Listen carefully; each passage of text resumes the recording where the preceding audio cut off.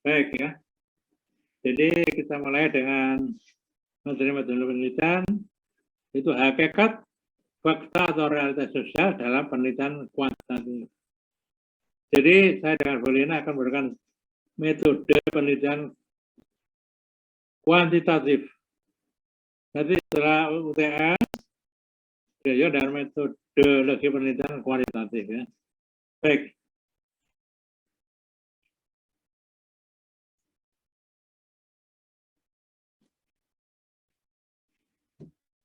Sebelum kita membahas metodologi penelitian, tentunya kita perlu memahami apa itu penelitian. Siapa di antara saudara sekalian itu pernah melakukan penelitian? Fadil? Fadil Torek? Pernah melakukan penelitian atau membantu penelitiannya dosen? Fadil Torek? Pernah enggak ikut membantu penelitian dosen? Mau ada yang lain? Ada? Baik. Jadi kita perlu paham ya, apa itu penelitian itu. Jadi maknanya adalah pencarian kebenaran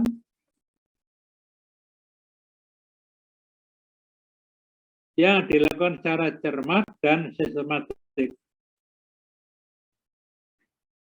Apa yang diteliti? Subjek. Untuk apa? Penelitian itu pertama untuk menemukan, discover. Yang kedua adalah untuk merevisi. Menemukan apa? Menemukan fakta. Kalau menemukan fakta baru. Menemukan apa? Teori baru. Menemukan apa? Teknologi kesehatan baru ya. Atau merevisi. Ya, merevisi fakta, teori atau aplikasi teknologi kesehatan yang sudah ada. Direvisi karena itu belum optimal gitu. Jadi itu ya. Jadi kalau kita ingin meneliti, kita itu perlu melakukan penelitian secara cermat, ya. Ada unsur kecermatan. Setelah itu penelitian dilakukan secara sistematik, ada aturannya. Pertama melakukan apa, berikutnya melakukan apa, dan seterusnya gitu. Ada urutannya. Siapa subjeknya? Banyak. Subjek bisa manusia, bisa hewan. Hewan pun bisa macam-macam. Hewan dalam bentuk mikrobiologi atau virologi ya, bidang bakteri, virus, dan sebagainya bisa. Atau suatu materi yang non-biologis, bahan-bahan kimia, ya, alat-alat fisika. Jadi luaslah penelitiannya. Jadi kalau ini penelitian di bidang ilmu kesehatan masyarakat, tentunya apa? Kesehatan manusia, gitu ya.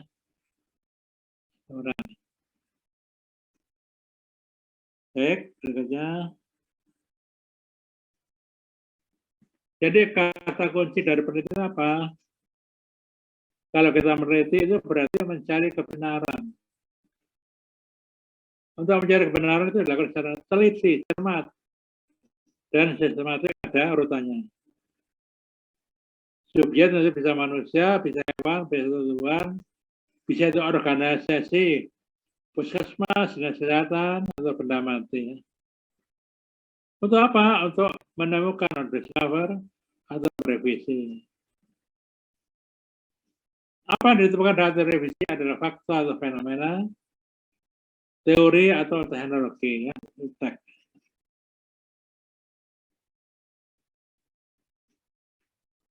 Sekarang kita bahas hakikat fakta atau realitas sosial. Jadi pada penelitian kuantitatif itu fokus pada realita atau fakta sosial. Nanti kalau pada penelitian kualitatif kita itu berhadapan dengan namanya makna sosial, ya, tolong bedakan ya. Kalau kuantitatif itu berhadapan dengan fakta atau realitas sosial. Tapi kalau kualitatif adalah makna sosial, ya, beda ya.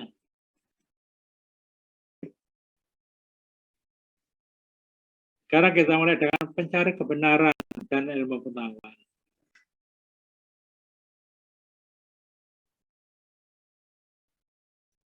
Ini yang menarik dari jawab oleh saudara ya. Apakah saudara tahu bahwa dunia itu bulat? Pertanyaan pertama. Saudara apa tahu sisi gelap dari bulan itu, suhunya dingin. Ya, simpan aja kalau sudah tahu ya.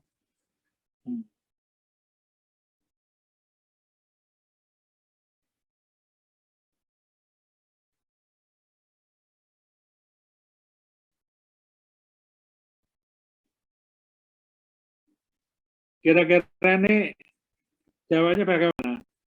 Apakah dunia itu bulat?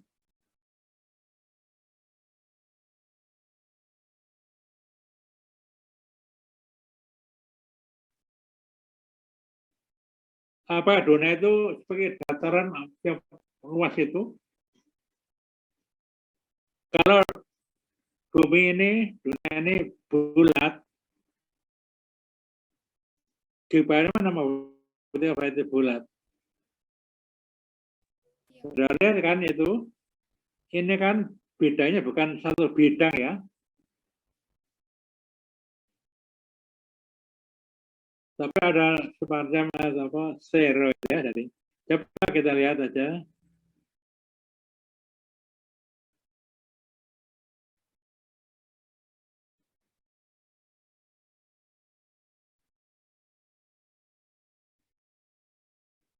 Coba kalau lihat ya. Terlalu tadi ini kan di Indonesia ya. Sebelah sana itu Amerika Serikat, benua Amerika. Itu menunjukkan bahwa bumi ini ada tidak datar ya, datar. Ada bulat karena apa? Karena ada beda waktu. Jadi kalau di Surabaya hari ini jam berapa nih? Jam 1 siang, maka di New York itu jam 1 malam, 1 dini hari ya. Baik. Nah, ini jawabannya. Kira-kira bagaimana? Apakah sisi gelap bulan itu suhunya dingin? Itu kan ada ya bulan, ada kena terpapar itu, berbanyak oleh matahari, itu terang, tapi ada juga sisi gelap itu. Nah, kalau gelap itu dingin apa panas? Coba lihat.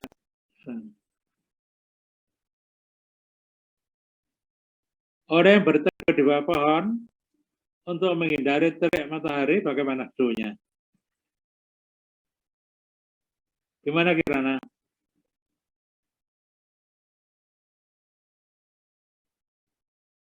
Tentu dingin ya, suhunya dingin. Ini contoh untuk membuktikan bahwa sisi gelap bulan itu suhunya dingin. Paling tidak dari semacam ini ya.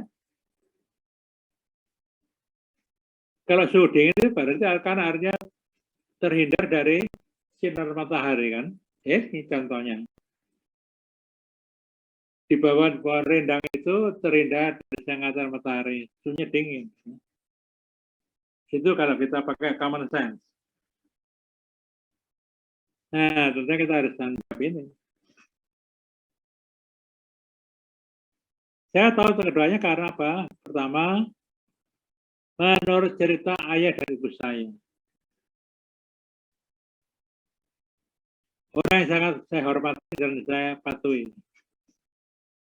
Kira-kira apakah saudara dapat percaya apa yang dikatakan orang tua?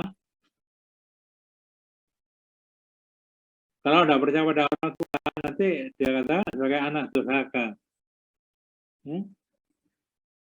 Jadi saya tahu, saya bisa menjawab pertanyaan tadi itu Karena saya mendengar cerita dari bapak ibu saya, ayah ibu saya.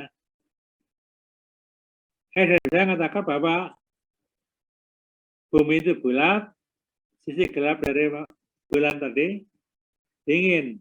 Dari mana? Dari ayah ibu saya. Saya percaya. Jadi karena kepercayaan pada orang tua. Kedua, menurut dosen saya di mata kuliah Natural Sciences. Beliau pakar, saya pahami, lalu saya sepakat, lalu saya percaya. Jadi dari dosen, dari pakarnya itu ya. Sejak saya pahami dulu, baru saya percaya, sepakat. Ketiga, bisa dari teman sekelas. Tapi saudara berdebat dulu dengan temannya. Dan saudara katakan bumi itu bulat. Dan sisi gelap dari bulan itu dingin.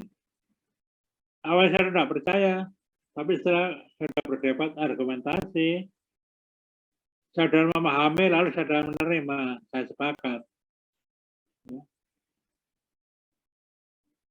Keempat, dari buku anatomi yang saya baca. Saya baca buku anatomi astronomi, saya pahami, lalu saya pakat, lalu saya percaya, saya terima.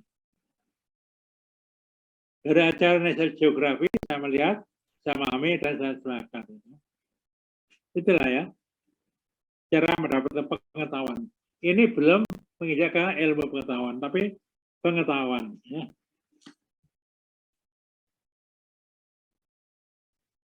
Ini kalau kita ringkas ini, percaya pada orang tua, percaya pada dosen, sepakat dengan teman-teman setelah berdebat, percaya pada buku yang saya baca, percaya dengan acara di TV yang saya lihat.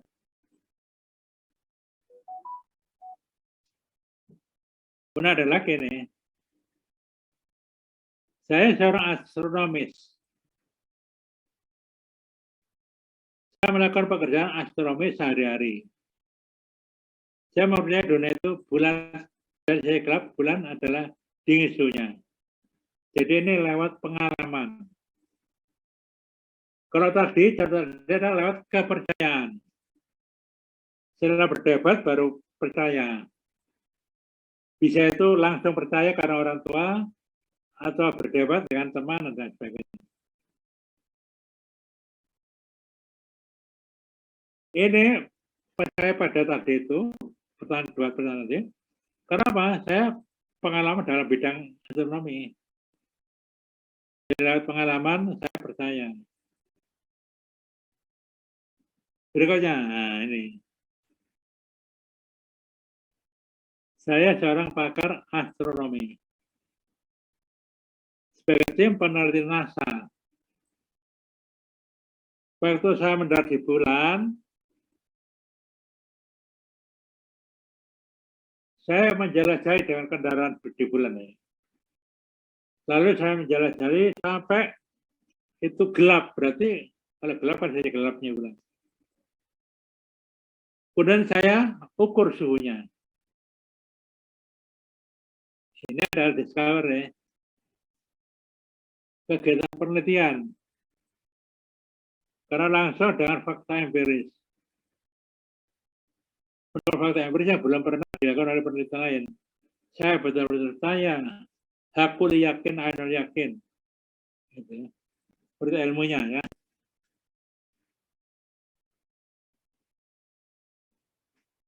Bagaimana kesimpulannya? Pengetahuan itu paling banyak itu lewat percaya dan sepakat. Jarang ini diperoleh lewat pengalaman atau experience. Sangat-sangat jarang itu lewat penelitian, penemuan, discovery. Nah ini ya. Ya ini nanti yang paling akhir ini nanti adalah wilayah kita, discovery nanti ini. Kalau udah jelas, silakan langsung tanya ya. Bebas. Sekarang kita bahas pendekatan pencarian kebenaran suatu pengetahuan. Sudah 4 ya. Ada pendekatan otoritas, ada pendekatan mistik, ada pendekatan rasionalistik, dan ada pendekatan ilmiah.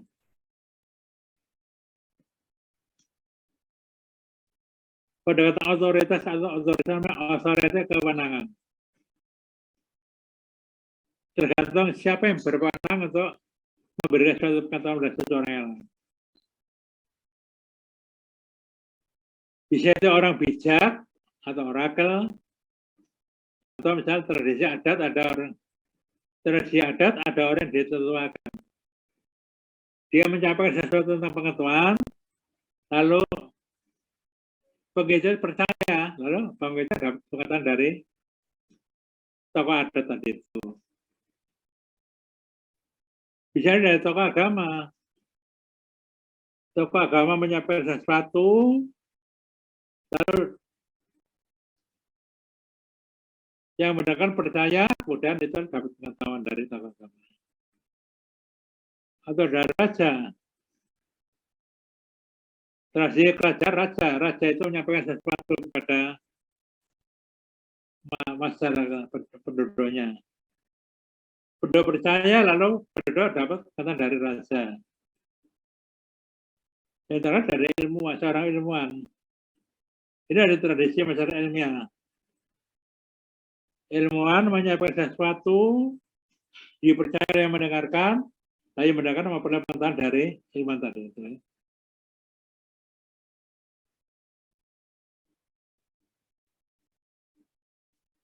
Pendekatan mistik, tadi kan pendekatan otoritas, tergantung otoritas siapa. Jadi yang pertama tadi itu otoritas atau siapa yang mempunyai kewenangan untuk menyampaikan pengetahuan. Kalian ada pendekatan mistik. Dalam pendekatan mistik, siapa yang berwenang untuk menyampaikan suatu pengetahuan? Dan hal ini adalah orang yang mempunyai pengetahuan tentang supernatural. Namanya supernatural, natural berarti di luar alam atau nature, atau di luar dunia empiris, terkait dengan peramalan dan barang gaib.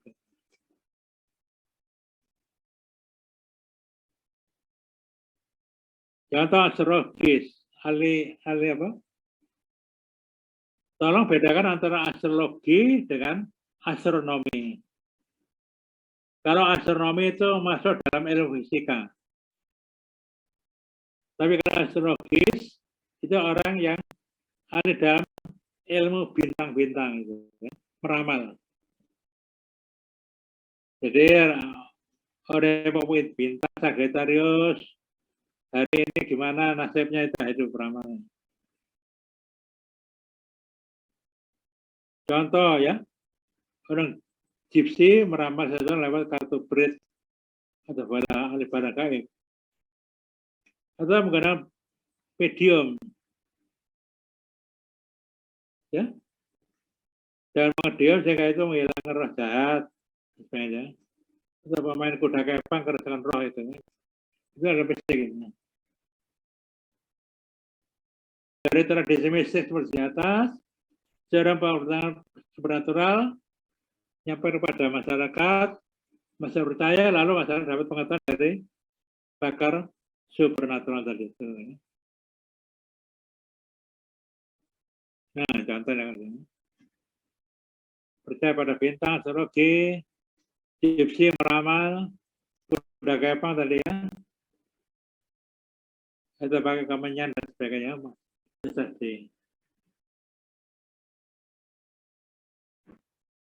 Beri ada pendekatan rasionalistik.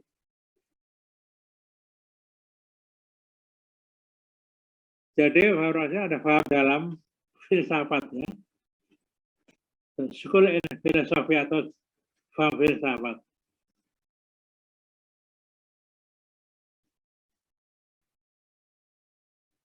Jadi pada paham rasionalisme itu membangun teguh totalis pengetahuan yang bisa dimulai dari penghitungan ketat pada bentuk dan atur harga.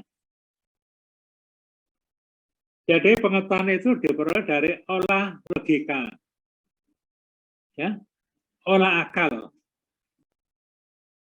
Jadi kalau rasionalisme kita, rasionalisme adalah akal.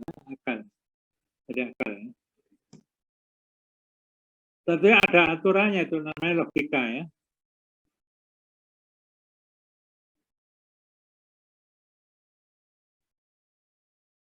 Apa asumsi rasionalisme? Pertama, pikiran manusia itu bisa memahami sesuatu yang ada di dunia ini tanpa tergantung pada fenomena empiris. Contoh, seperti Flash Gordon dulu, ya. Orang yang membuat komik Flash Gordon itu belum lihat fakta empiris, tidak ada orang terbang waktu itu. Dia mereka lewat pikiran mereka. Contoh, ya. Kedua, begitu pengetahuan itu sudah ada sebelum seseorang berpengalaman. Jadi bentuk pengetahuan sudah ada, ya. Jadi bentuk pengetahuan itu sudah ada dalam template pemikiran seseorang sebelum berpengalaman. Dari paham rasionalisme, logika deduktif, kemudian kita memperoleh pengetahuan. Nanti kalau kita ingin mengganti teori nanti, kita akan berhubungan dengan logika pendekatan rasionalis itu. Contoh, ya. Contohlah logika matematik. Jadi kalau kita mau, saudara kan sudah dapat kuliah filsafat ilmu, ya? Sudah dapat? Sudah. Gimana, Wahyu? Ya. Jadi kalau kita berpikir secara logika itu kan pakai premis baru kesimpulan, gitu, ya. Ini contohnya. Premis pertama ada A lebih besar daripada B. Kita tidak tahu itu di fakta empiris, tidak tahu. Pokoknya kita nulis A lebih besar daripada B. Premis kedua adalah B lebih besar daripada C. Kemudian dari premis 1 dan 2 itu saya simpulkan bahwa A itu lebih besar dari C. Dari aturan logika ini benar. Pengetahuan dari oleh logika ini ada yang kesimpulan tadi itu. Jadi kesimpulannya adalah sebagai hasil pengetahuan tadi itu. Jadi kesimpulan dalam logika tadi ada pengetahuan yang dirumuskan dari premis-premisnya lalu disebutkan. Jadi tidak tergantung apa betul A dan A itu bisa berbeda, tidak masalah, tidak perlu mikir itu faktanya empiris, jadi gitu. Itu adalah logika matematik.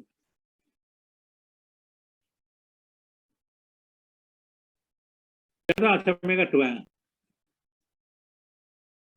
Pengetahuan teman-teman sebagai hasil pemikiran olah pikir. Ya.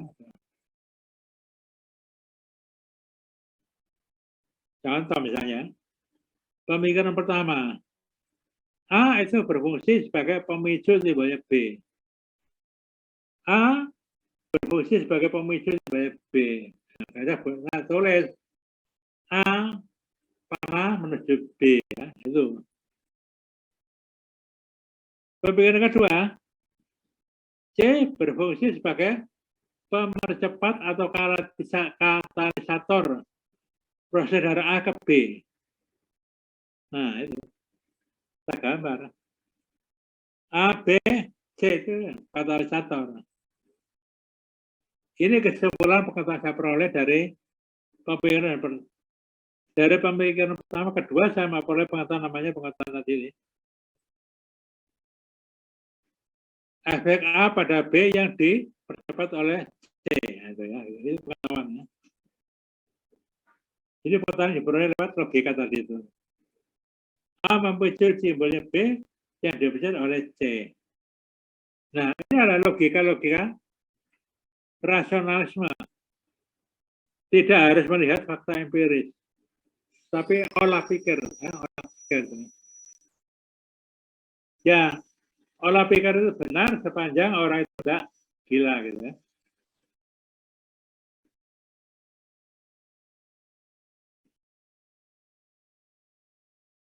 Contoh pendekatan empiris. Kata Dewa orang dengar empiris. Pengetahuan dimulai dari pengetahuan empiris.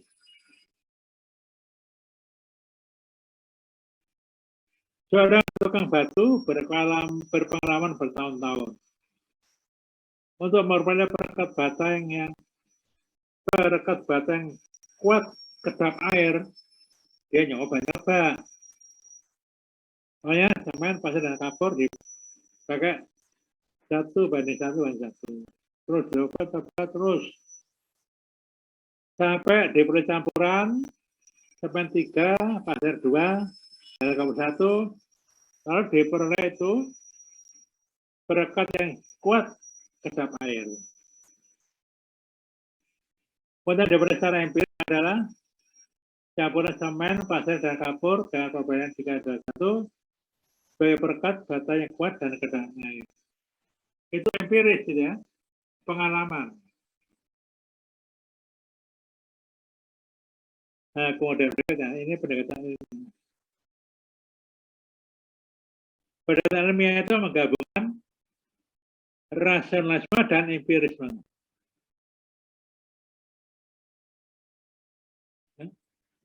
Jadi namanya ilmu pengetahuan. Kalau awal tadi itu namanya pengetahuan ya. Sekarang itu ilmu pengetahuan. Atau scientific knowledge. Diperoleh lewat dua pendekatan. Lewat pendekatan teoritis, konseptual atau deduktif itu adalah inti dari rasionalisme. Dan pendekatan empiris observasional atau induktif itu adalah dari empirisme. Jadi kombinasi rasionalisme dan empirisme adalah pendekatan ilmiah. Ya. Seperti kan batu, mereka memang menciptakan sesuatu, tapi tidak ada dasar ilmunya, tidak ada dasar teorinya. Ada pertanyaan? Ada pertanyaan? Devina sudah jelas? Devina? Iya, Pak. Yang 5 orang yang BKM. Ini dari Aceh, jelas? Yang dari Aceh, siapa dari Malikul tadi? Sudah jelas?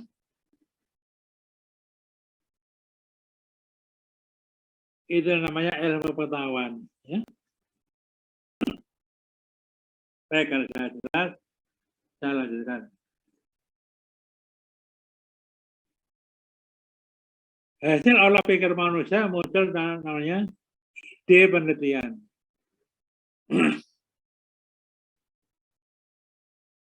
Ide penelitian kemudian dituangkan dalam bentuk kerangka konseptual peneliti. Ya.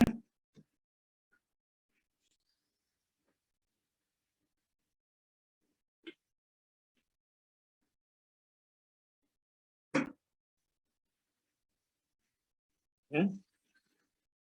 Jadi, sudah pernah lihat ya mungkin kerangka konseptual kan? Mungkin dari contoh skripsi. Ya, sebetulnya kerangka konseptual adalah ide peneliti.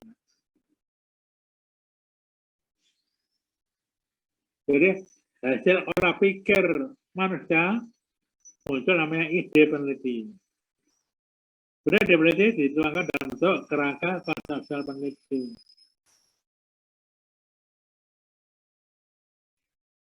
Kerangka konseptual merupakan kumpulan konsep yang saling terkait.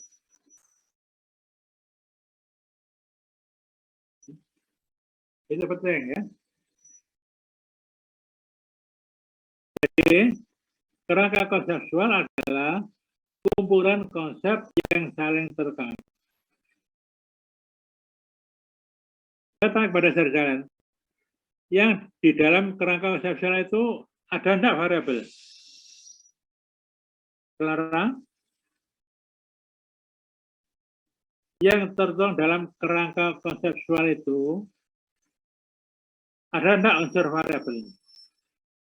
Terlarang? Mana?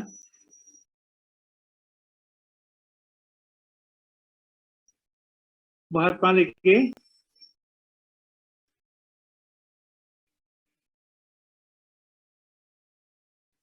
Jadi ada orang yang salah kaprah. Dalam kerangka konseptual itu disebut itu variabel, bukan ya. Kalau itu variabel, kenapa tidak ditulis kerangka variabel penelitian? Kenapa kalau ditulis kerangka konseptual penelitian? Itu ya. Jadi itu logikanya ya. Dalam kerangka konseptual itu belum ada variabel itu. Ya. Variabel itu nanti pada waktu penelitian, namanya variabel. Selama itu dalam wilayah pemikiran, itu namanya adalah konsep.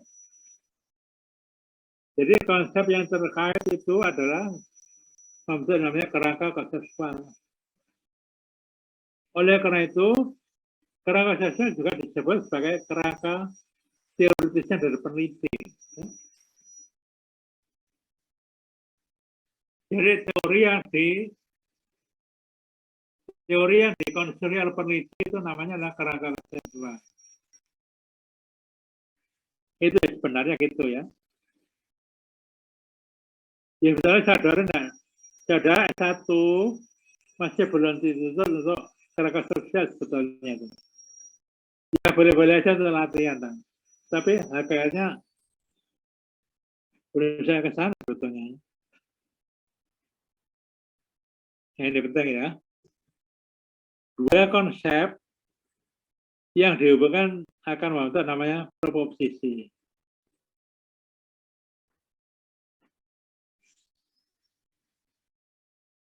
Jadi konsep itu abstrak ya, konsep adalah abstrak. Contoh ya. Ada anak balita belum pertama kali melihat namanya itu badak. Ya. Anak balita belum pernah melihat sama sekali namanya badak itu bagaimana. Ya. Suatu hari diajak oleh ibunya ke kebun binatang. Ya, binatang ada badak. Coba pertama kali anak itu melihat badak, apa yang responnya? Secara alamiah, indera penglihatan itu melihat bentukan badak itu. Ya. Bentukan badak itu ya ada namanya template. Template badak itu lalu dikirim ke memori anak. Paham ya? Template gambar badak itu di template-nya dikirim ke memori anak. Kemudian anak balita tanya, itu apa bunda? Oh itu badak. Dengar kata-kata badak, maka suara badak dari itu ditangkap oleh telinga. Ya, dari telinga anak balita tadi itu masuk ke memori. Jadi template badak sama dengan badak. Ya. Suatu hari anak balita tadi diajak pamannya ke beberapa tempat lain. Otomatis anak tadi merekol, oh paman itu adalah badak. Dari mana tahunya? Dari busanya. Coba kalau otak anak tadi dibuka, ya. Otak anak itu dibuka, kemudian otaknya diiris-iris. Dilihat dengan elektron mikroskop yang super canggih. Tidak akan ketemu namanya template gajah, tidak ada. Suara tadi ya, dari telinga masuk itu, tidak ada itu. Itu abstrak. Itu contoh. Ya. Jadi konsep itu tidak konkret atau abstrak seperti contoh itu. Tapi kenapa kok anak tadi bisa mereka? Oh itu kan, ya itulah. Itu adalah kebesaran Allah ya. Allah memberi besar kepada manusia diberi kemampuan itu, memori tadi itu. Menangkap peristiwa dan template masuk, dia paham. Itu contoh ya. Sama itu. Kalau konsep dihubungkan namanya proposisi.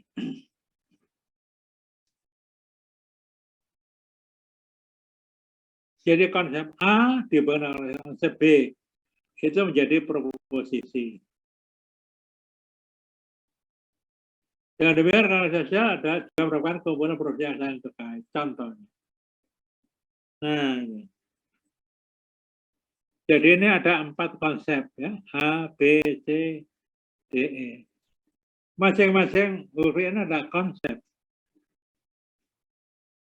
Kalau dua konsep saya hubungan namanya adalah proposisi.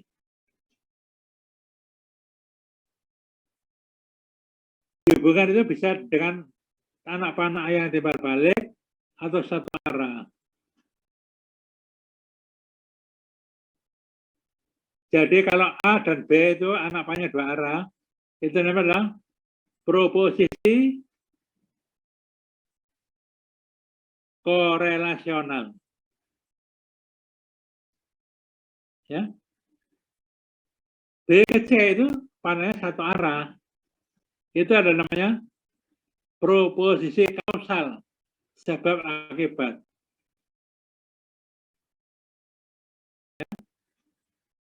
Jadi 5 konsep akan membentuk berapa proposisi? Ada 1, 2, 3, 4, 5. Ya, itu. Siapa yang belum jelas?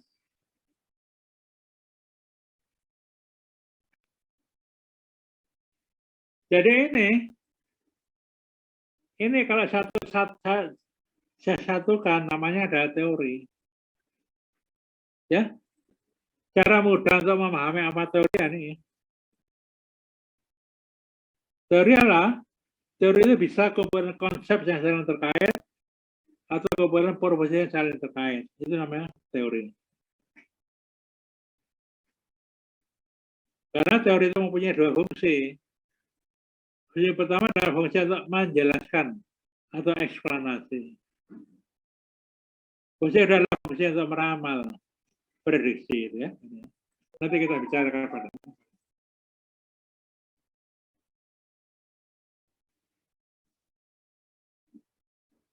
Ide dalam bentuk kerangka konseptual perlu diuji kebenarannya secara empiris lewat penelitian. Untuk menguji secara empiris, proposisi yang semula itu abstrak ditransformasi menjadi variabel yang konkret dalam bentuk hipotesis. Ini hipotesis. Hubungan antara A dan B itu hipotesis. Probability dan seterusnya. Nah itu. Kalau dalam tata pemikiran itu ada 5 proposisi. Kalau dalam rangka penelitian konfirmasi hipotesis, konfirmasi dari teori benar apa tidak itu dalam bentuk hipotesis. Jadi sebetulnya antara konsep dan variabel sama sebetulnya. Hanya wilayahnya berbeda. Kalau konseptual wilayahnya ada abstrak. Ya. Kalau konsep itu wilayahnya abstrak. Wilayah teoritis konseptual. Kalau variabel wilayahnya adalah konkret, empiris, observasional. Itu bedanya. Proposisi abstrak. Kalau hipotesis namanya konkret gitu ya, variabel. Ya. Siapa yang belum jadi detail ya? Ini banyak yang masyarakat kan belum memahami ini. Gimana Doni? Doni Ardian? Iya, Pak. Paham? Paham, Pak. Baik ya. Erisa gimana? Paham, Pak. Ya, mudah-mudahan paham seterusnya sampai nanti ujian skripsi atau buat skripsi ya. Kadang-kadang waktu kuliah paham, tapi waktu ujian skripsi sudah lain gitu ya. Jadi tolong ya dipahami dengan betul gitu ya. Ya.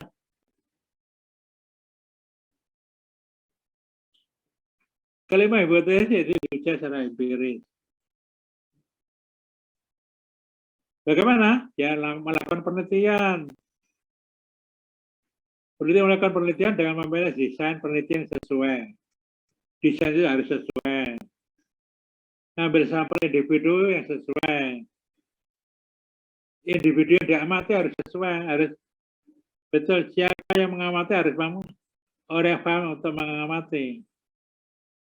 Kemudian mengukur 5 variabel A, B, C, D, E. Dan akan ukur yang sahih dan reliable. Dilakukan oleh orang berkompeten.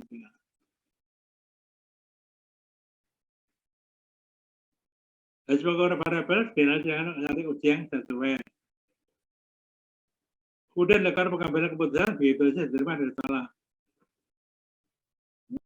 Tapi sebenarnya tidak berhenti pada hipotesis pertama diterima, kedua tolak, terima. Nah, kalau semuanya hipotesis diterima, ini kesimpulan penting. Apa kesimpulannya? Apakah hasil pemikiran tadi betul? Itulah. Benar ya, bukan betul ya. Benar atau salah.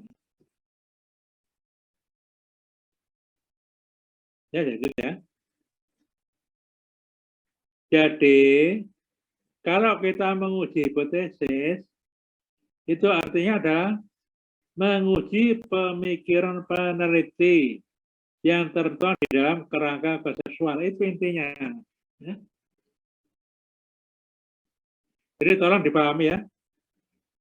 Termasuk ambil MBKM. Ya. Jadi kalau kita menguji hipotesis, itu pada hakikatnya adalah sama dengan menguji pemikiran peneliti yang tertuang di dalam kerangka konsensual. Kan gitu. Ini kan kerangka konseptual kan?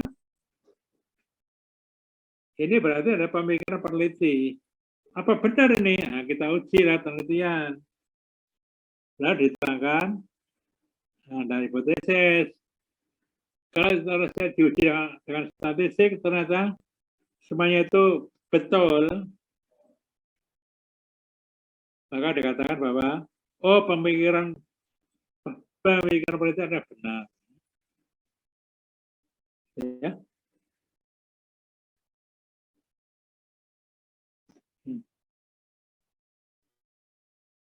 Ilmu pengetahuan yang diperoleh lewat penelitian. Bisa dalam bentuk apa?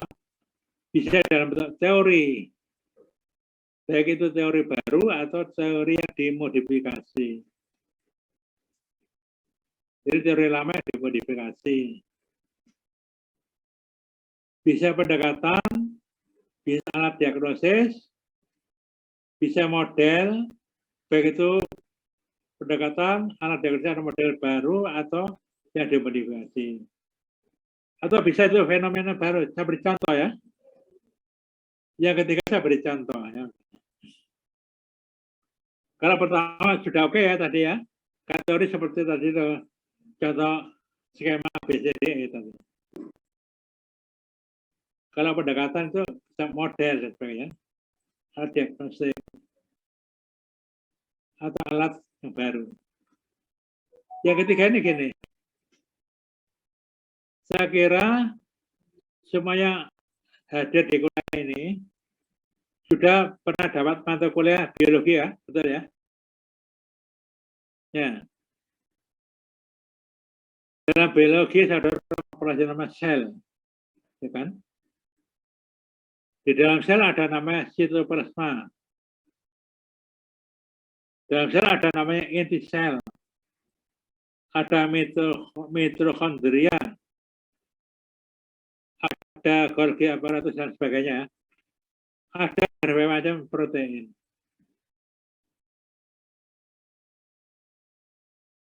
Kalau fenomena baru apa?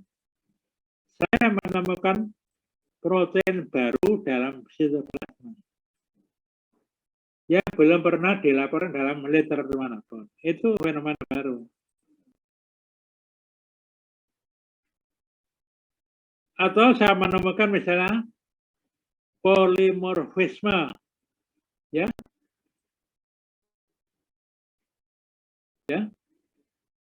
pada inti sel, pada DNA itu, alam polimorfisme. Di mana polimorfisme itu belum dilaporkan dalam literatur manapun. Itu baru fenomena. Ya, ditemukan protein baru, ditanya polimorfisme, itu adalah fenomena baru. Ya. Nanti akan kita campur. Ya. Nah, sekarang kita mulai dengan kita perlu memahami terminologi yang terkait dengan penelitian. Apa tuh? Nah, kita belajar konsep.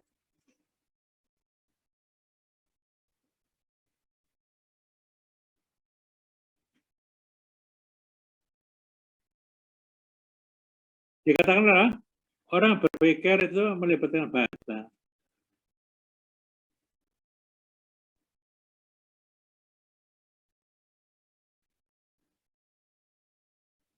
Wahyu, kita kelas. Iya Pak, gimana? Ya. Mungkinkah saudara berpikir tanpa bahasa? Apakah mungkin saudara berpikir tanpa bahasa? Bisa tidak, Wahyu? Tidak bisa, Pak. Tidak bisa, jelas. Orang berpikir melibatkan bahasa. Jadi bahasa merupakan sistem komunikasi yang dari sekumpul simbol atau simbol dan aturan yang memperkenalkan kombinasi simbol.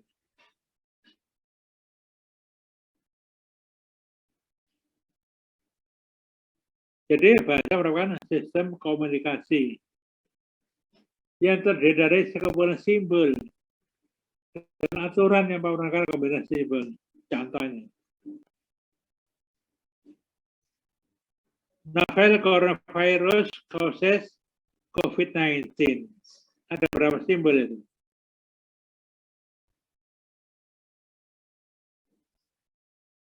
Satu, dua, tiga, empat, lima, enam ya.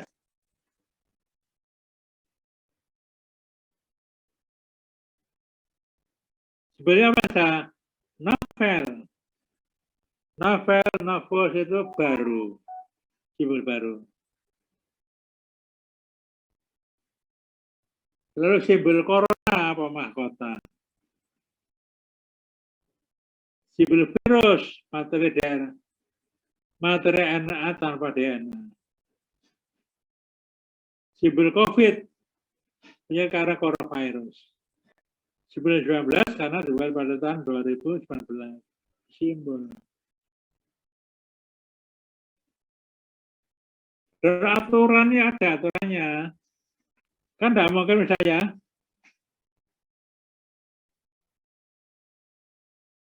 COVID-19 causes novel coronavirus. Kan tidak mungkin kan?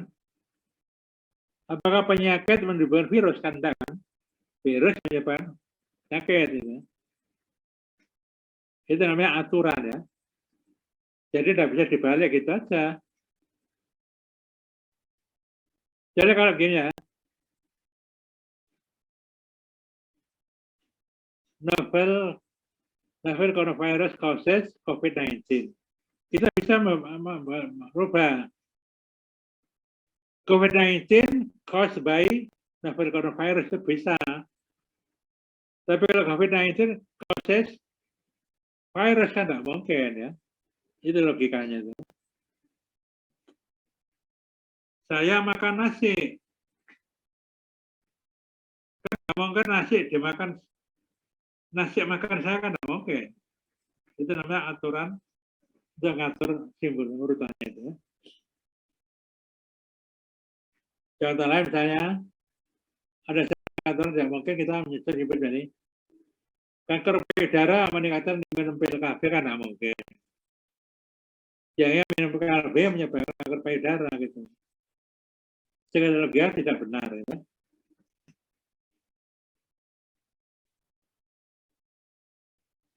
Nah ini penting ya. Salah satu simbol dalam bahasa yang paling bermakna bila dikaitkan dengan penelitian itu namanya konsep. Ya. Jadi konsep adalah simbol dalam bahasa yang terkait dengan penelitian. Kalau kita bicara konsep itu mestinya ya itu terkait dengan penelitian. Ya, gitu ya. Karena apa? Konsep itu simbol dalam bahasa yang dikaitkan dengan proses penelitian.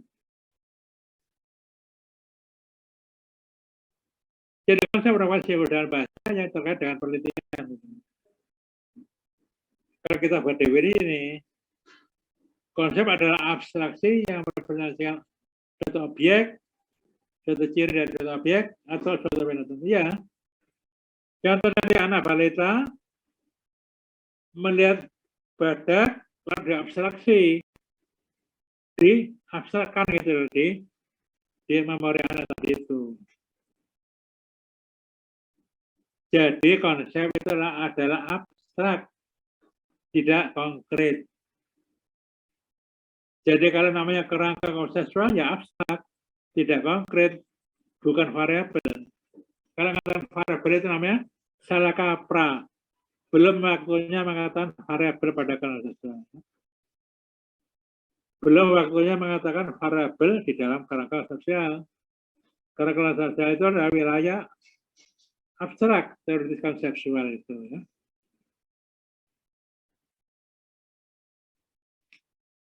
Contoh ini konsep. Imunoglobulin G, imunoglobulin M, imunoglobulin A, dan imunoglobulin E merupakan konsep umum dalam ilmu yang namanya imunologi.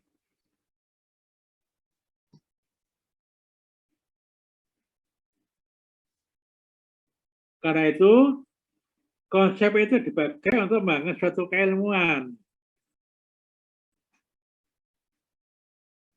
Kalau ilmu itu ya lewat penelitian, tidak mungkin lewat retorik kata-kata aja gitu.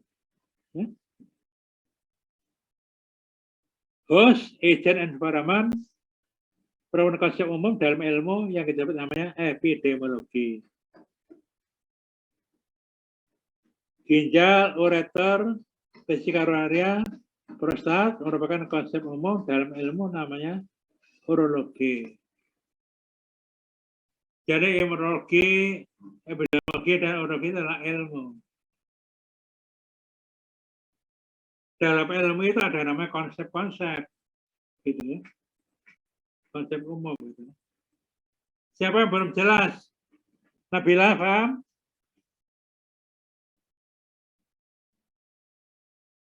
Ya itu. Jadi kita bicara konsep itu terkait dengan ilmu.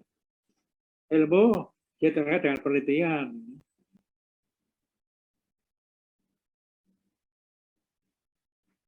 Kita bahas kemudian 4 fungsi dari konsep. 4 ya.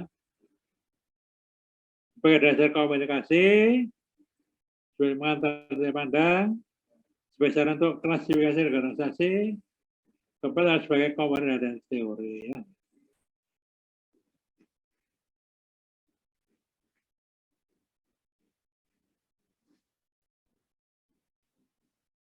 Pertama sebagai dasar komunikasi.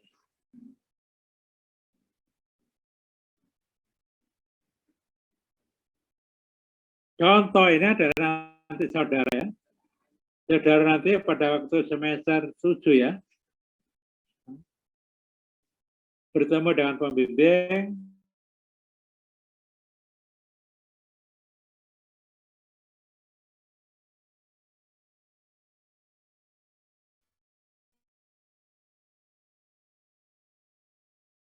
berdiskusi ya. Cep, ini komunikasi ilmiah loh ya. Gitu ya.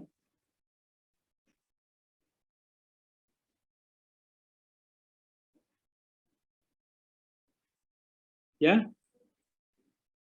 Kalau konsep itu disepakati oleh saudara sama pembimbing, baru itu bisa ada komunikasi. Kalau tidak ada, saudara akan ketemu dengan pembimbing. Ya. Saling apa? Berdebat itu.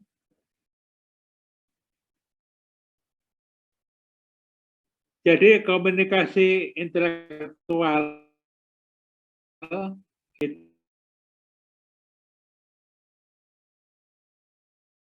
itu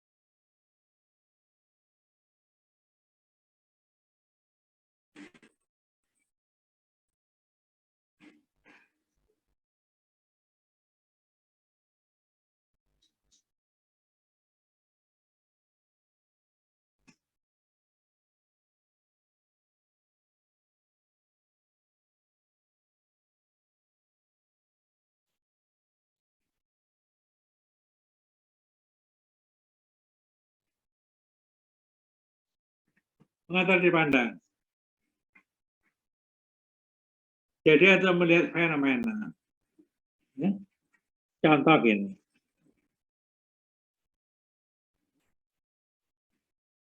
Ya contohnya adalah jadi lagi di TV ya.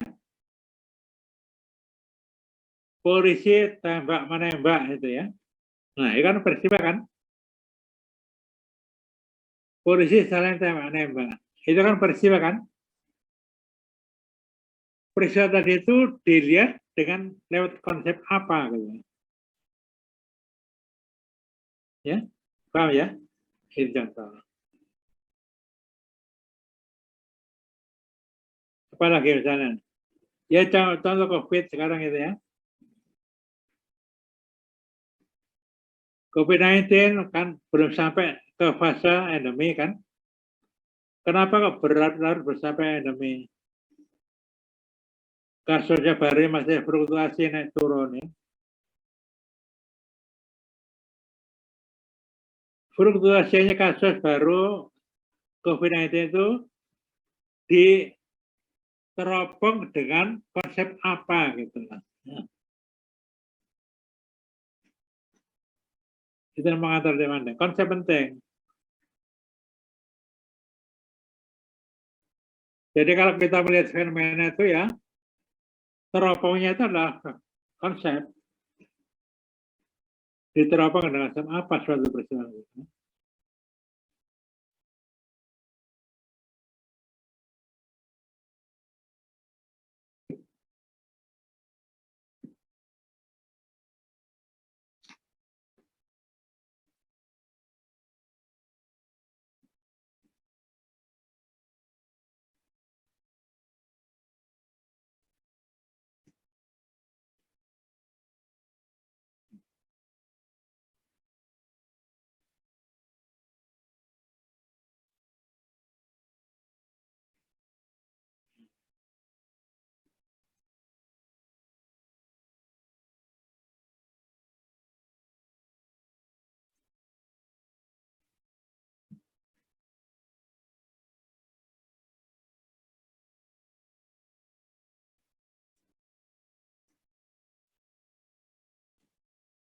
Ketiga adalah sebagai sarana untuk klasifikasi dan generalisasi.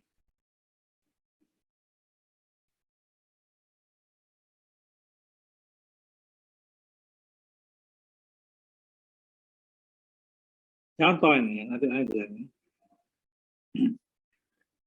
Coba dipikirkan.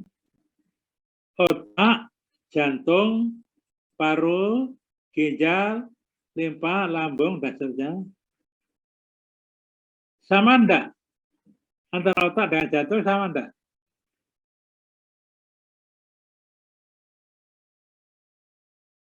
Tidak sama kan? Tidak, Pak.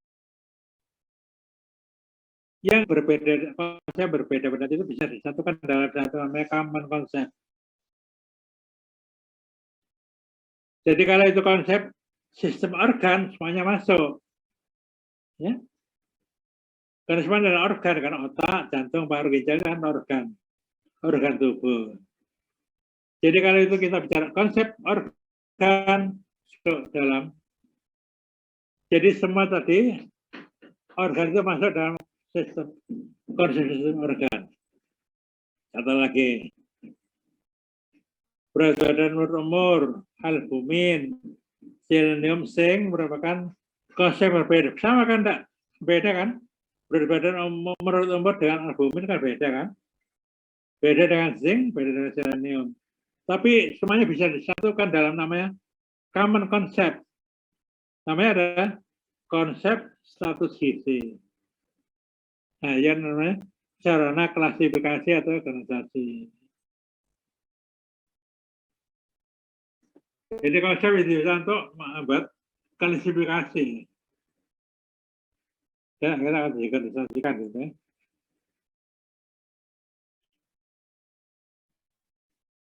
Komponen sebagai komponen teori.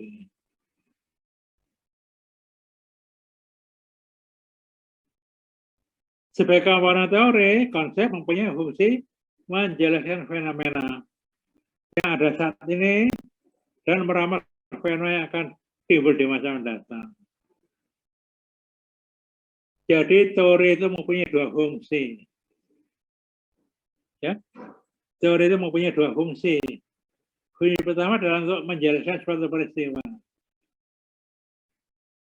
Sama dengan tadi itu. Tembak menembak antar polisi itu dijelaskan dengan teori apa? Ya.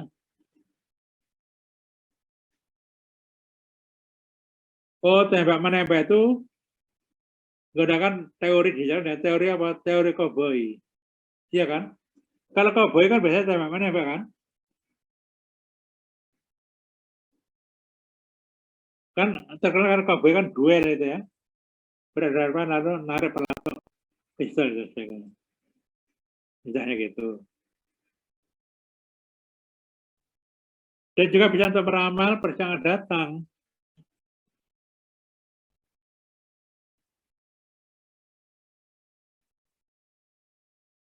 Ya. Jadi misal gini. Kan dalam satu teori kan ada ujung kanannya, ada ujung kanan misalnya akibatnya itu ya.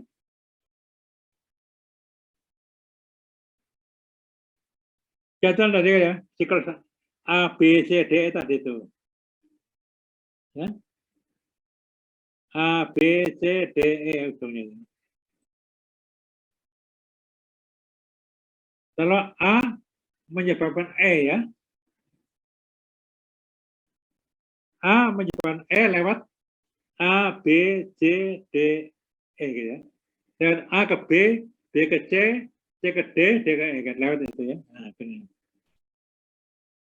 Lalu kita ramal, andai kata A meningkat, maka B akan meningkat. Kalau B meningkat, maka C akan meningkat. Kalau C meningkat, maka D akan meningkat. Nah, ada akhirnya ada E akan meningkat gitu. Contoh itu meramal itu. Ya itu ya.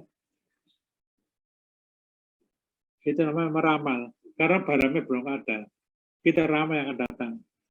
Tapi kalau menjelaskan itu barangnya sudah ada, kita jelaskan.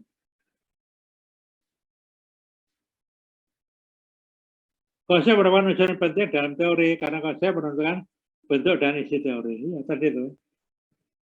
Jadi sekumpulan konsep atau keseluruhan informasi itu membentuk net teori.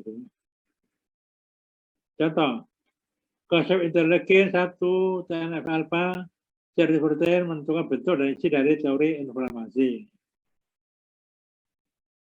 Bentuk konsep dan teori saling terkait. Sekarang penting definisi. Kenapa perlu definisi? Kenapa konsep perlu didefinisikan? Supaya mudah untuk berkomunikasi. Kalau mahasiswa dan pembimbing itu saling paham definisinya konsep, maka enak komunikasinya enak. Jadi perlu definisi supaya tidak multitafsir.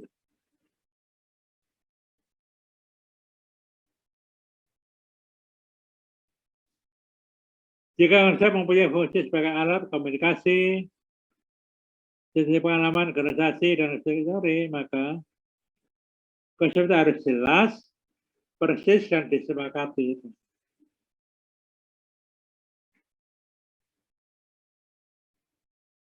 Jadi, konsep itu tidak perfect, tidak boleh ambigus, tidak boleh unclear. Nah, itu penting.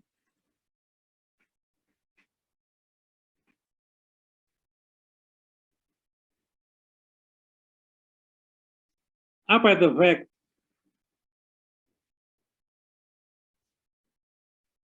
Karena informasi untuk menyampaikan suatu konsep itu tidak rinci. Seseorang tidak bisa membayangkan sesuatu yang persis. Contoh. Setiap demam dianggap malaria. Jadi ada konsep demam, ada konsep malaria itu.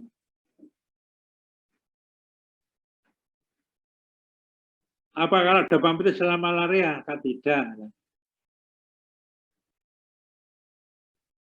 Demam apa yang itu ya malaria? Itu harus ada informasi harus jelas. Demam disertai dengan misalnya apa? Menggigil, disertai dengan apa? Pembesaran liver dan limpa, udah pada pemeriksaan tersebar positif plasmodium, itu baru malaria, gitu ya. Kalau demam itu malaria, itu kan namanya fact, ya. Jadi kalau kita membuat definisi malaria adalah demam, itu namanya fact. Informasinya kurang rinci. Ya, nah. Definisinya adalah demam, menggigil, bisa dengan pembesaran limpa dan liver. Pemeriksaan tersebut adalah terbukti adanya plasmodium malaria. Itu baru itu namanya malaria, gitu ya. Ambigus. Kalau tadi itu informasinya tidak rinci. Kalau ambigus adalah multitafsir.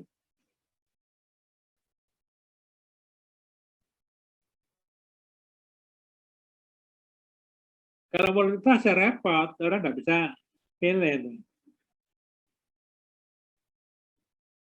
Merujuk lebih dari satu subjek jika orang mengalami kesadaran. Contoh apa? Ini.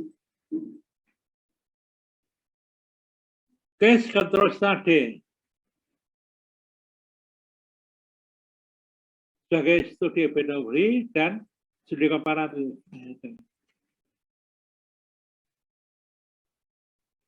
Jadi case control study itu masih multitafsir. Case control study menurut versi epidemiologi beda dan case control study menurut versi studi komparatif. Oleh karena kalau kita bicara case control study harus ada tambahan pendekatan epidemiologi. Kenapa? Saudara kan sudah dapat dasar epidemiologi kan? Case control study pada epidemiologi adalah apa? Kita mulai dengan kasus, saya ambil saat sekarang, kemudian saya lacak masa lalunya tentang riwayat pemapar di masa lampau. Kan gitu kan?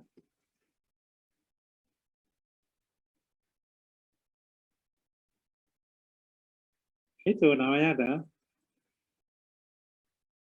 Harus dijelaskan itu. Tapi kalau studi komparatif, tidak perlu ada itu. Ini ada kasus yang kontrol sudah dibandingkan itu. Tidak perlu melihat riwayat masa lalu. Nah, itu adalah studi komparatif. Jadi kalau menurut case study harus ada penjelasan ini dari perspektif studi epidemiologi atau dari perspektif studi komparatif, harus ada penjelasan itu supaya tidak multitafsir. Kemudian berarti unclear. Ini karena penggunaan bahasa yang jelek. Ada kontradiksi informasi. Jadi kalau fake itu karena apa? Informasi kurang rinci. Kalau ambiguous apa? Informasi itu multitafsir. Kalau unclear, informasi itu menggunakan bahasa yang jelek.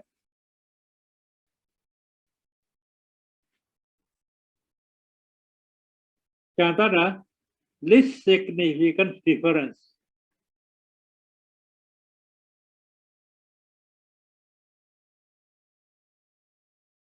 Ada bertanda beda nyata terkecil.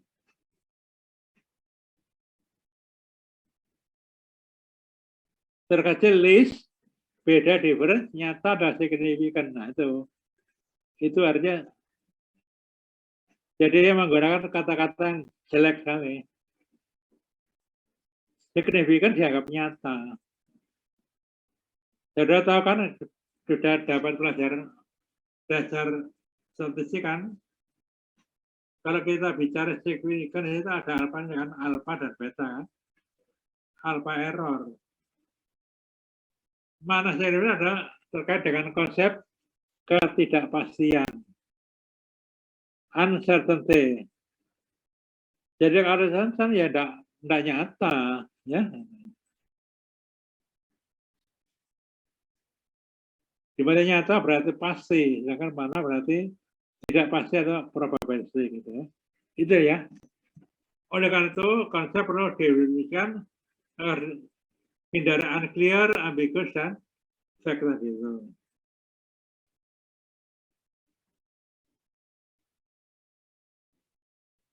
Untuk menghindari fake information, ambiguous information, dan clear information, maka informasi perlu didefinisikan. Ada dua macam ya, definisi konseptual dan definisi operasional. Untuk menghindari tiga hal tadi itu ya.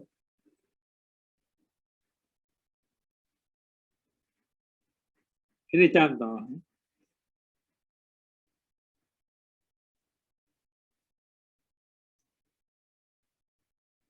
Yang MBKM sudah diberi materi ya Wahyu?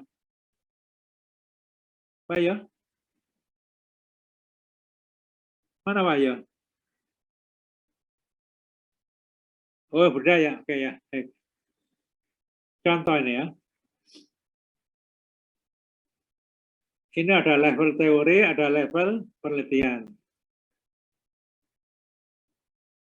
Level teori itu enggak sampai namanya konsep. Level penelitian itu sudah operasional.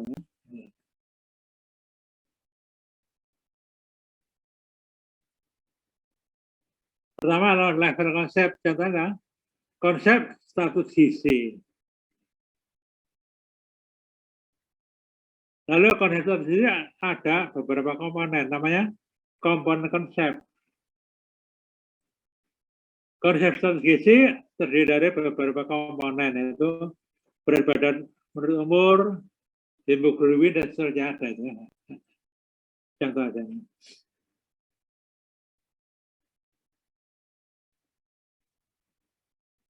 Untuk masing-masing komponen konsep itu perlu namanya definisi konseptual.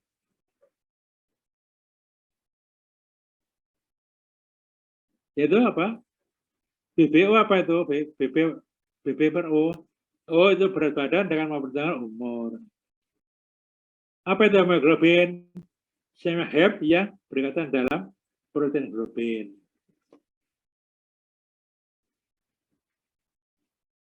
Itu definisi konseptual. Tapi kalau level operasional lain lagi, definisi operasional. Ukur berat badan, tentukan umur, gunakan tabel WHO. Nah, berapa? Ukur HB dengan spektrofotometer. Karena apa? Kata kunci dari definisi operasional adalah what to do, what to observe, what to measure. Itu penting ya. Definisi operasional itu kata kuncinya adalah what to do, apa saya lakukan. Apa saya lakukan? Saya ukur berat badan. What to do?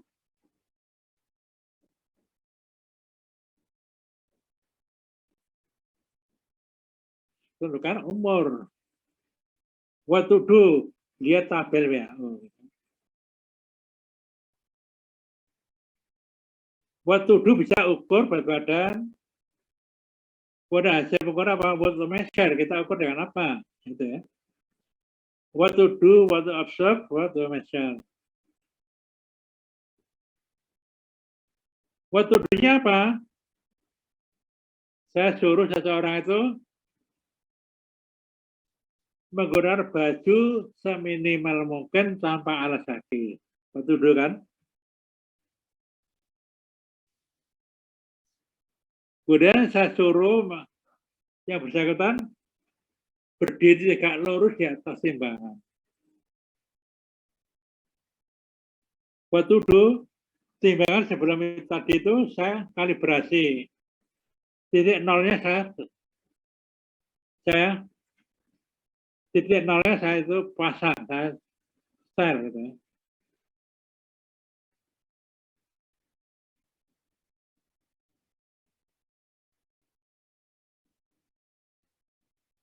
What to observe? Saya melihat apa? Angka di timbangan berat badan. What to measure saya ukur, saya catat gitu. Nah, itu ya. Itu sudah what to do, what to observe saya lihat, lalu what to measure saya catat itu. Itu namanya definisi operasional. Sama. HP juga itu. Observator harus ada to measure.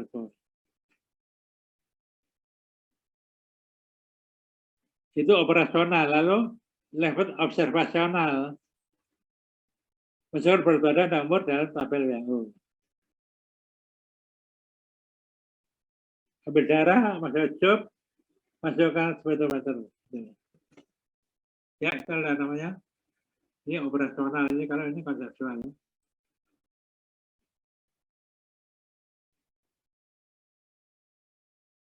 Definisi konseptual adalah mendefinisikan konsep dengan menggunakan konsep lain. Contoh. Apa definisi konseptual berat badan?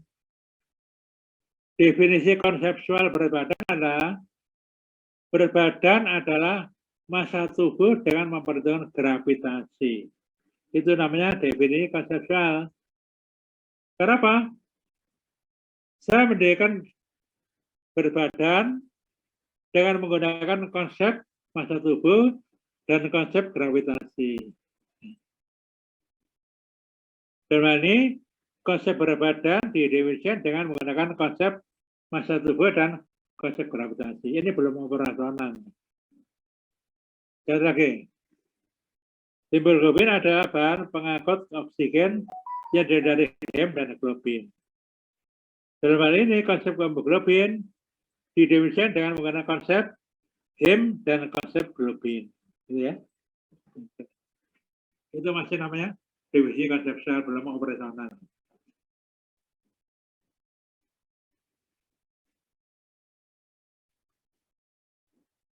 Itu tadi katakan what to do, what to observe, what to measure, itu ada kata kunci definisi operasional. Kalau kata kunci definisi konseptual adalah what to think, apa yang saya pikirkan. Konsep. Sebuah prosedur dari ketiga yang harus dilakukan oleh seseorang agar apa yang dihendak dirinya itu terwujud. Prosedur apa yang saya lakukan agar yang saya dirinya terwujud? Nah, ini contoh. Untuk wujud berat badan, seseorang melakukan aktivitas, melakukan kalibrasi timbangan badan, minta seseorang untuk menggunakan pakaian seminim mungkin dengan melepas alas kaki. Minta seseorang berdiri tegak lurus di atas timbangan. Pengukur berat badan mengamati, observe, angka yang terdapat di monitor timbangan. Kemudian mencatat to measure. Ya. Ini namanya definisi operasional. Ada namanya aktivitas. Gitu, ya. Megara, paham? Megara? Janifa, paham? Janifa, paham? Janifa? Iya, Pak. Paham, Pak. Paham. Indah? Iya, Indah? paham. Paham ya?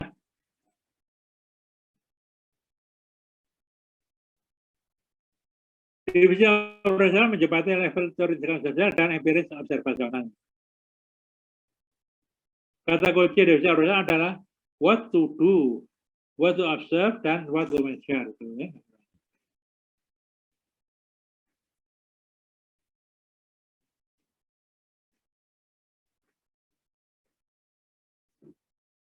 Konsep yang tidak bisa direalisasikan secara konseptual maupun operasional jangan digunakan dalam penelitian.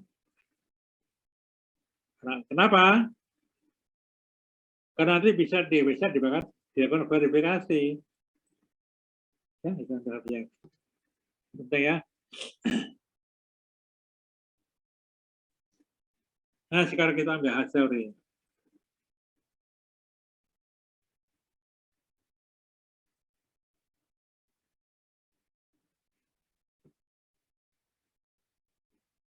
Konsep kita definisikan dan digunakan untuk menafsirkan fenomena empiris ada sama dengan teori. Teori membantu kita dalam menjelaskan dan meramalkan peristiwa yang kita minati. Gitu ya.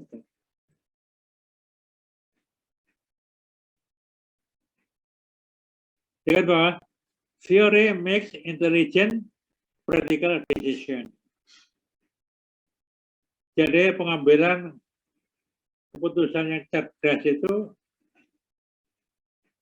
diperoleh kalau kita pakai teori.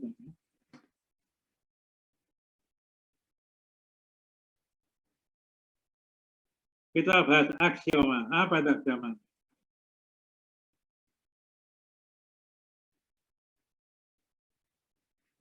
Aksioma itu sama dengan dalil atau hukum. Ya. Aksioma itu biasanya matematik. Ada pernyataan yang tak teruji, tidak perlu diuji kebenarannya. Karena sudah jelas kebenarannya. Jadi kalau aksioma itu dalil atau hukum, nggak perlu diuji. Sudah benar. Contoh apa? Aksioma dalam geometri tidak perlu diverifikasi dalam dunia empiris. Karena jumlah sudut segitiga itu adalah 180 derajat. Tidak perlu dibuktikan lagi. Itu namanya aksioma. Kemudian teorema itu apa? Teorema itu sama dengan proposisi yang kita bicara pada waktu kita bahas apa? rasional tadi. Yang deduksi dari aksioma untuk diverifikasi kalau teorema.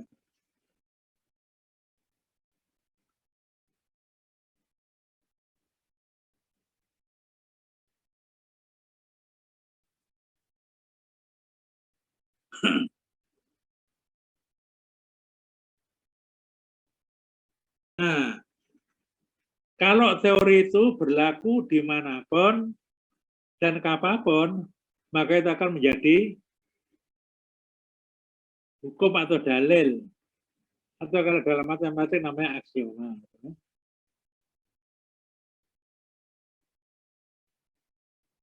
Teorema itu proposisi.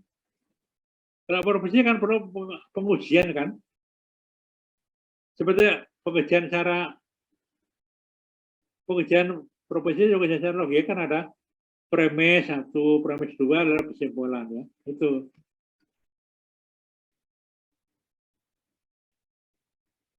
Karena apa? Proposisi itu diturunkan dari aksioma. Dibantu di verifikasi uji ya.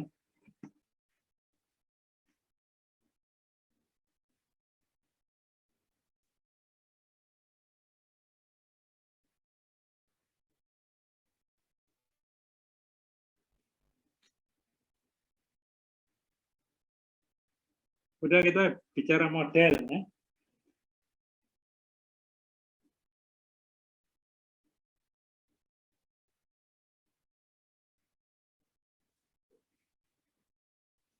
Apa model itu? Model is likeliness of something. Model adalah reproduksi miniatur dari dunia nyata. Coba kalau saudara pernah ke Taman Mini Indonesia Indah, itu ada pulau-pulau di Indonesia itu kan. Jawa, Bali, Madura, Sumatera, ya, Kalimantan. Nah, itu ada model kepulauan Indonesia di Taman Mini itu. Ya, model.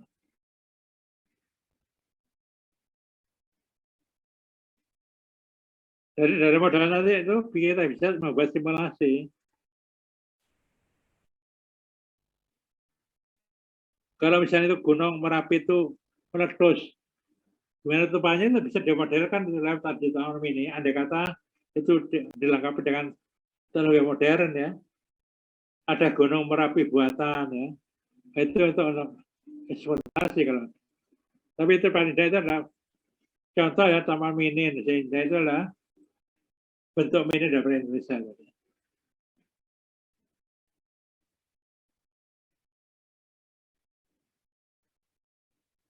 Model menurut saya struktur data dunia nyata, secara fisik dan semakin ini. Dunia yang nyata yang sangat-sangat kompleks itu kan sulit dipelajari. Maka dunia nyata yang sangat kompleks itu disederhanakan dalam bentuk model.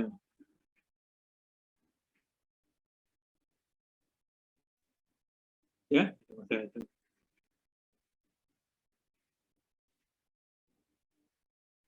Model bisa digunakan sebagai pengganti dunia nyata untuk eksperimentasi dan pengujian. Contohnya dalam model pesawat terbang. Industri pesawat terbang sebelum membuat pesawat terbang sebelumnya itu membuat model dulu. Model pesawat dalam bentuk kecil, kemudian dilakukan eksperimentasi. Contohnya apa? Dimasukkan dalam terowongan yang ada itu udaranya itu. Itu adalah simulasi turbulensi. Lalu turbulensi bisa seperti turbulensi di udara sana, angkasa luar. Apa kalau masuk dalam turbulensi itu apa? Modelnya itu rusak berantakan, itu nanti dikaji. Oh berarti itu bahannya itu tidak kuat. Maka dia perlu diukur lagi.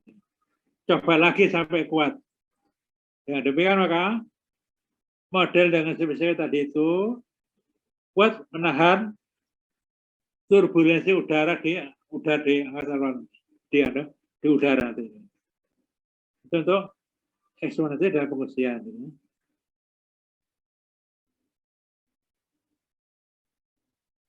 Dari model dan penelitian empiris. Peneliti berpijak di dua dunia. Dunia pengamatan dan dunia pengalaman. Ini empiris. Lalu dunia ide, teori dan model. Jadi ide, teori, model itu abstrak. Karena abstrak, ya abstrak. Karena apa? Indonesia yang kompleks, kemudian saya buat abstraksi dalam bentuk Taman Mini Indonesia Indah itu.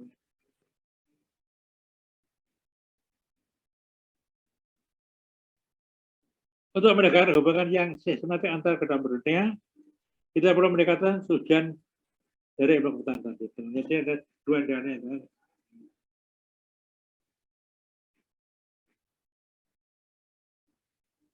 Jadi tujuan ilmu pengetahuan akan dibolehkan.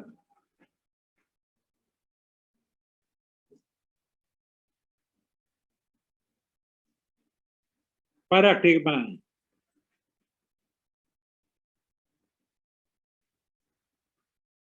Paradigma berasal dari bahasa Yunani. Paradigma, yang artinya model atau pola.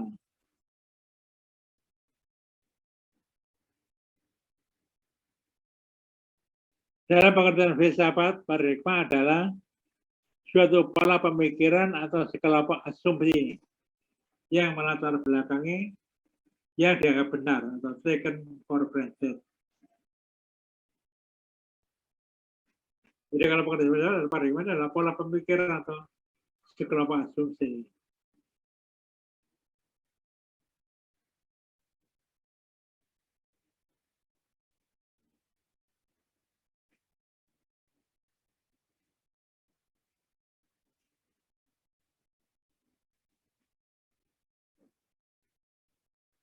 Seperti kalau saudara belajar itu, nanti apa arima itu ya, time series arima itu ada asumsi.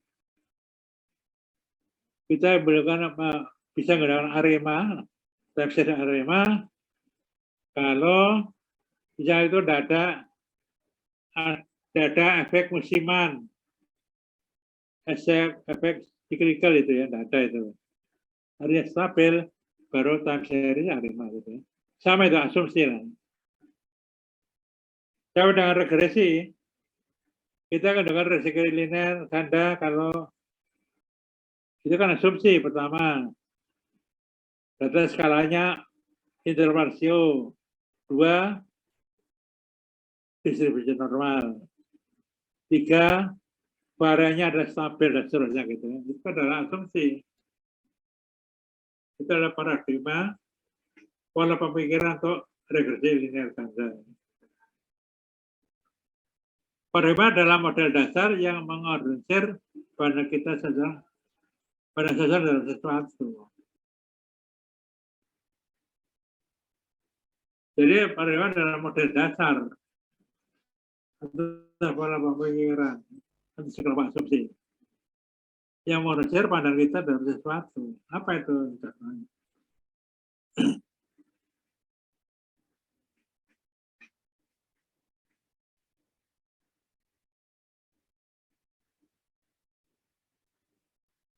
Paradigma penyakit untuk memahami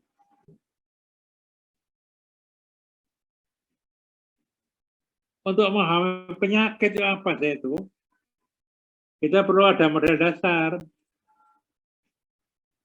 Model dasar yang mengorganisir tentang penyakit tadi apa itu? Ada host, agent, dan ancaman. Kemudian pertumbuhan penduduk. Untuk memahami pertumbuhan penduduk itu kita harus tahu ya. Model dasarnya apa? Model dasar untuk mengorganisir tentang apa itu? Varietas, sementara dan migrasi. Paradigma sehat Ya model dasarnya apa? Supaya kita bisa mampu mengulasnya tentang sehat itu. Oh, sehat itu adalah promotif yang terus menerus. Itu adalah paradigma ya.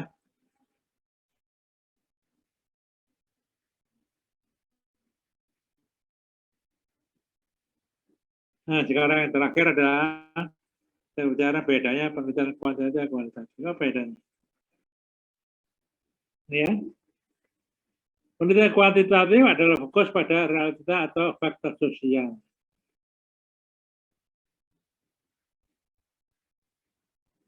Jadi penelitian kuantitatif fokus pada realita atau faktor sosial.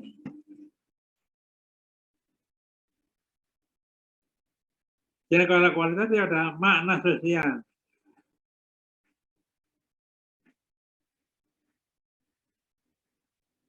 Yang nanti akan diterangkan oleh pengajar kualitatif nanti ya.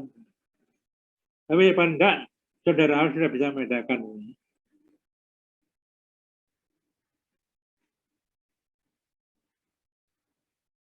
Kalau kita membuat skema ini ya.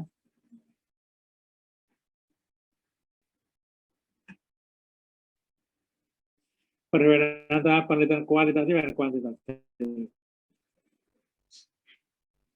Ini ya kualitatif mendukung metode penggunaan metode kualitatif.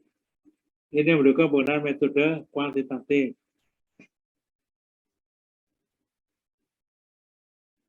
Jawabannya adalah fenomenologis. Memahami perilaku manusia menurut keadaan yang diamati. Memahami perilaku. Tidak mengukur perilaku, tidak ya. Memahami perilaku manusia menurut keadaan yang diamati. Jadi lebih arah ke arah narasi. Kalau kuantitatif apa? Bukan fenomenologis, tapi positif logis. Mencari fakta atau fenomena sosial terlalu banyak mengerjakan latar belakang, nggak perlu. Ya perkara motif-motif tidak perlu, motifnya apa gitu nggak perlu ya. Faktanya apa itu kita cari. Contoh misalnya itu balita dengan gizi buruk.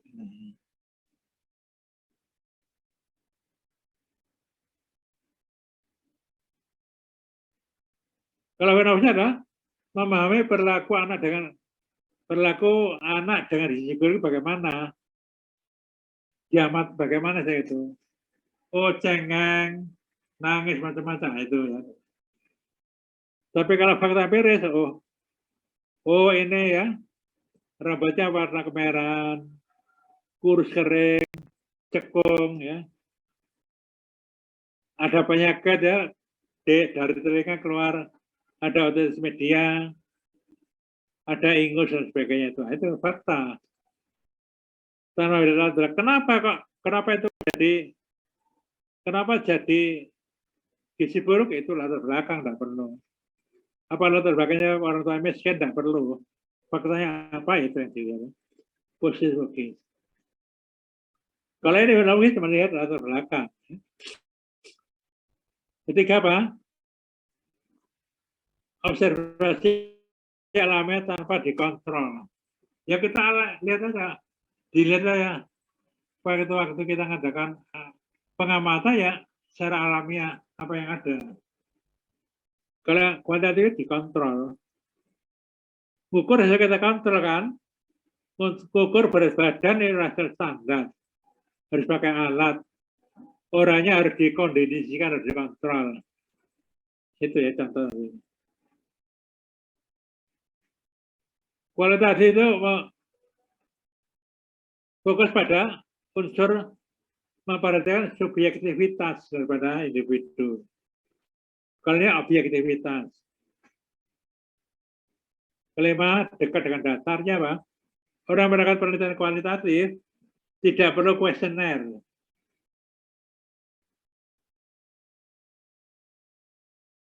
Dirinya itu ada sebagai kuesioner gitu. Diri penelitian itu ada kuesionernya. Jadi langsung dia tuh ngobrol dengan orang itu. Kalau itu bisa dengan data, karena apa? antara peneliti dengan data itu dipisahkan dengan namanya lembar kuesioner. Jadi itu pada kuota itu hanya terpancang pada isi kuesioner, tidak perlu yang lain-lain.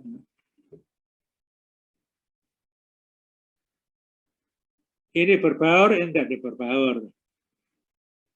Orientasi pada penemuan, tapi orientasi pada verifikasi. Salah benar. Ini eksploratif, ekspansionistik.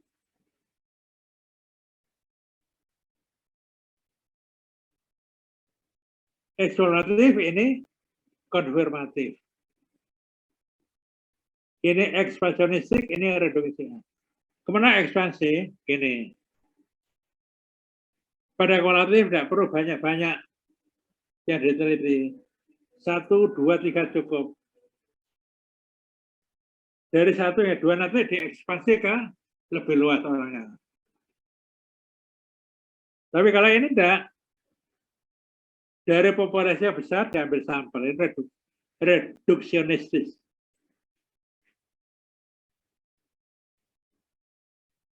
Ini jadi ini inferensial. Ini mendefinisikan secara rinci. Ini inferensial.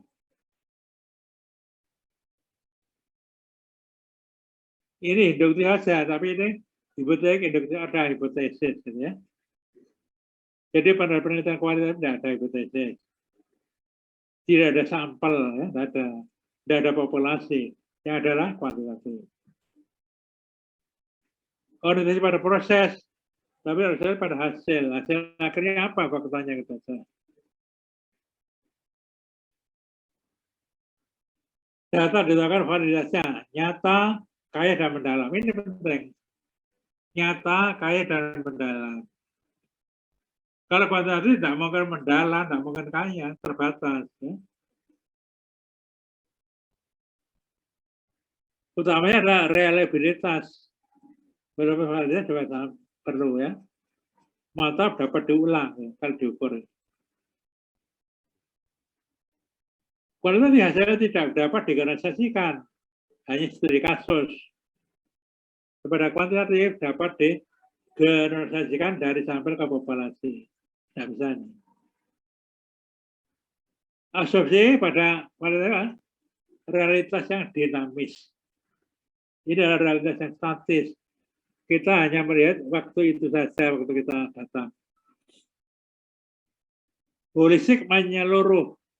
Tapi ini kan partikularistik. Khusus saja. Ada pertanyaan sebelum saya tutup, ini saya sudah selesai ya. Ini terakhir.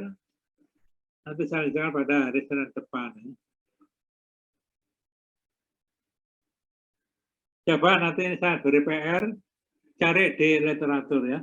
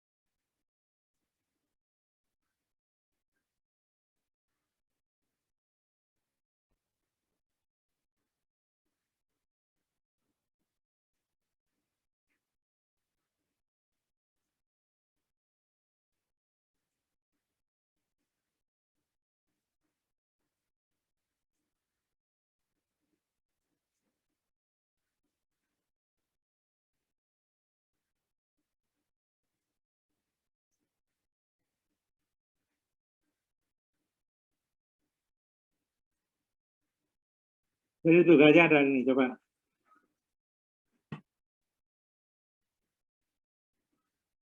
Jadi sudah saya beri tadi ya, cari di literatur di internet gitu ya. Tidak usah dilaporkan saya untuk kepentingan saudara sendiri gitu ya. Agar saudara bisa lebih meresapi apa yang tadi saya katakan ini ya. Pertama, beri contoh informasi yang fact, ambigus, dan unclear. Ya. Dua, beri contoh definisi operasi variabel. Tiga, beri contoh fungsi konsep untuk klasifikasi. Empat, cari di internet. Cari belum, jelaskan hubungan antar konsep. Karena apa? Karena sebelum di internet sudah dapat. Ya. Cari di internet konsep stunting dan cari di internet pengertian model. Silakan ya, cari sendiri ya. Baik, ada pertanyaan sebelum saya tutup?